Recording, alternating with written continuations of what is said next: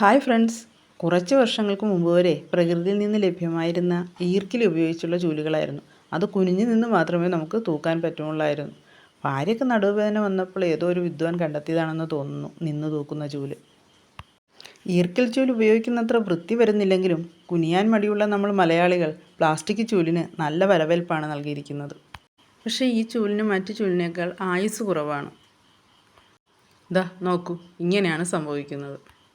ബലമില്ലാത്ത കൈപ്പിടിയാണ് ഇതിനുള്ളത്. പാഴ്മരങ്ങളുടെ തടിയിൽ തീർത്ത റോളുകളില്ലേ, കമനീയമായ പ്ലാസ്റ്റിക് കവർ ചുറ്റിയാണ് ഈ കമ്പനി ഇതുണ്ടാക്കി വിടുന്നത്. ഞാൻ ഈ ചൂല് വാങ്ങിയിട്ട് അധിക ദിവസം പോലും ആയില്ല. ഇത്തിരി ധൃതിയിലൊന്ന് അടിച്ചു പോയതാണ്. അപ്പോഴാണിത് സംഭവിക്കുന്നത്. എന്തായാലും മുറ്റം അടിച്ച് തീർന്നില്ല. എങ്ങനെയെങ്കിലും ഇത് വീണ്ടും ഉപയോഗിക്കാൻ പറ്റുമെന്ന് നമുക്കൊന്ന് നോക്കണമല്ലോ. ഒടിഞ്ഞിങ്ങ് പോന്നപ്പോഴേ പാഴ്ത്തടിയുടെ കുറച്ച് ഭാഗങ്ങൾ അതിനുള്ളിൽ ഒടിഞ്ഞിരിക്കുവാണ്, ആ ചവറ് തോണ്ടുന്ന എന്തിൻ്റെ ഉള്ളിൽ. എന്തെങ്കിലും തിരികെ വെച്ച് ഉറപ്പിച്ച് നോക്കാമെന്ന് വെച്ചാൽ അത് അടിക്കുമ്പോൾ ഇരിക്കുമെന്ന് തോന്നുന്നില്ല. ഇനി നമുക്ക് എന്താ ചെയ്യുക?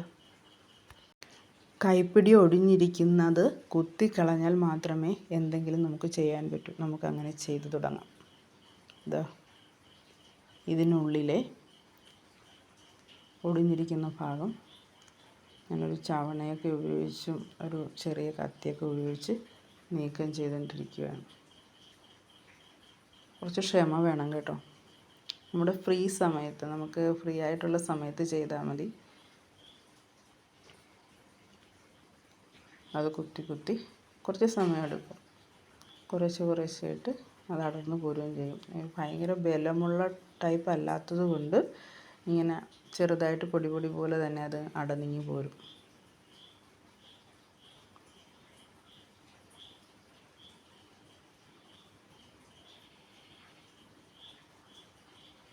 പൂർണ്ണമായിട്ട് കളഞ്ഞതിന് ശേഷം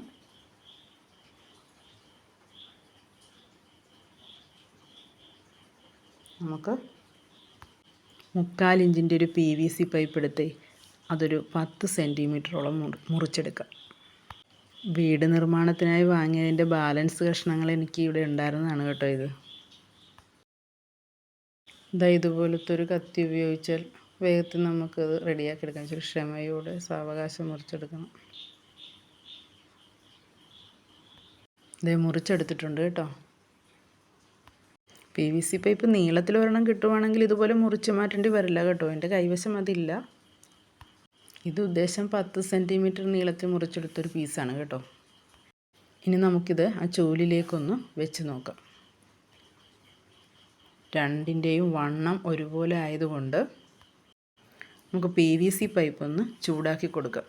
അപ്പോഴത് ഫ്ലെക്സിബിൾ ആകും. തീപ്പെട്ടിയും പേപ്പറും കയ്യിലുള്ളപ്പോൾ ചൂടാക്കാനാണോ ഒരു ബുദ്ധിമുട്ട്? ഇതുപോലെ ചൂടാക്കിയെടുത്ത് നോക്കിക്കേ. ഇനി നമുക്ക് പാഴ്ത്തടി കുത്തിക്കളഞ്ഞ ആ ദ്വാരത്തിലേക്ക് നമുക്കിത് ഉള്ളിലേക്കാക്കി നന്നായി തിരിച്ച് കയറ്റി ഉറപ്പിക്കാം. അകത്തേക്കാണ് നമ്മൾ കയറ്റുന്നത്. നന്നായി തിരിച്ച് അതിൻ്റെ അറ്റം വരെ എത്തുന്ന രീതിയിൽ തിരിച്ചു കൊടുക്കുക.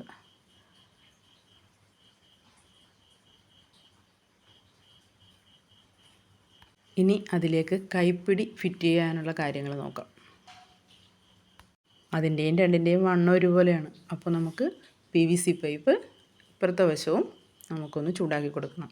കൈപ്പിടിയായിട്ട് ഞാനിപ്പോൾ എടുത്തിരിക്കുന്നത് വിൻഡോ കർട്ടൻ്റെ ലൈറ്റ് വെയ്റ്റ് ആയിട്ടുള്ള ഒരു അലുമിനിയം റോളാണ്. ഇത് ഉപയോഗശൂന്യമായി കിടക്കുകയായിരുന്നു. എന്നാൽ അതും പ്രയോജനപ്പെടുത്തിയേക്കാമെന്ന് തോന്നി. നിങ്ങളുടെ ഈ PVC പൈപ്പ് ഉണ്ടെങ്കിൽ അത് തന്നെ എടുത്താൽ മതി കേട്ടോ. ഇനിയിപ്പോൾ നമുക്ക് ഒരു പേപ്പർ കത്തിക്കാം. അതിന് മുമ്പായിട്ട് പേപ്പർ ഇങ്ങനെ ഒന്ന് മെല്ലെ ചുരുട്ടി ഇട്ട് കത്തിക്കുകയാണെങ്കിലുണ്ടല്ലോ വേഗത്തിലത് ആളി കത്തി പോവില്ല. തീപ്പെട്ടി ഉപയോഗിച്ച് നമുക്കത് ഉരച്ച് കത്തിച്ചെടുക്കാം. അതുകൊണ്ട് PVC പൈപ്പിൻ്റെ ഇപ്പുറത്തെ വശം നമുക്കത് ഒന്ന് ചൂടാക്കി കൊടുക്കാം. ഇനി നമുക്ക് അലുമിനിയം റോളിൻ്റെ പുറത്തേക്ക് തിരികെ കയറ്റാം. മറ്റത് അകത്തേക്കായിരുന്നു. ഇതിപ്പോൾ ആ കൈപ്പിടിയായിട്ട് ഉപയോഗിക്കുന്നതിൻ്റെ പുറത്തേക്കാണ് നമ്മുടെ PVC പൈപ്പ് നമ്മൾ ചൂടാക്കി വികസിപ്പിച്ചതിന് ശേഷം തിരികെ കയറ്റുന്നത്. നന്നായി തിരിച്ച് കൊടുത്ത് റെഡിയാക്കണം. അരമണിക്കൂർ സെറ്റാകാൻ വെച്ചതിന് ശേഷമേ ഉപയോഗിച്ച് നോക്കാവൂ. അങ്ങനെ ഞാനിത് ഉപയോഗിച്ച് നോക്കുകയാണ്.